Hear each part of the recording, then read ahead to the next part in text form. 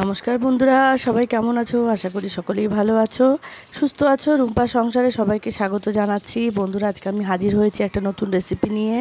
দেখতেই পাচ্ছ অলরেডি আমার তেল কড়াইতে গরম হয়ে গেছে। সেখানে আমি 5 ফোড়ন আর শুকনো লঙ্কা সম্বার দিয়ে ফেলেছি। আর বন্ধুরা, আজকে আমি কি রেসিপি বানাতে চলেছি সেটা দেখার জন্য দেখতে থাকো আমার এই ভিডিওটা, ঠিক আছে? তো বন্ধুরা, এখানে দেখো আমার কাটা রয়েছে একদম চচ্চড়ির আকারে আলু, বেগুন, পেঁয়াজ, টমেটো।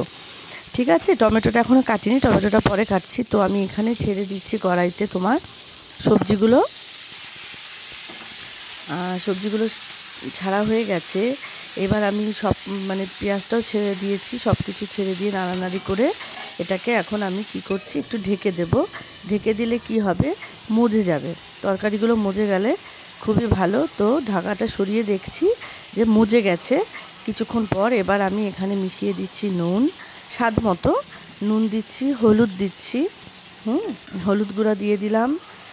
আর বন্ধুরা, আমি টমেটোটাকে কুচিয়ে ফেলেছি, কুচিয়ে সেই টমেটোটাও একটু পরে দিলাম, যেহেতু আলু আছে বলে অনেক সময় টমেটো দিলে আলুটা সেদ্ধ হতে চায় না। তো যার জন্য এটা মজে যাওয়ার পরেই আমি টমেটোগুলোকে দিয়ে দিয়েছি। তো এবারও আমি অল্প একটুখানি ঢেকে দেব। ঢেকে দিলে এটা মোটামুটি হতে থাকবে। তো বন্ধুরা, কিছুক্ষণ পরে ঢাকা খুলে দেখলাম এটা হয়ে গেছে, ভাজা ভাজা প্রায় লাল লাল হয়ে গেছে, তোমরা দেখতেই পাচ্ছ।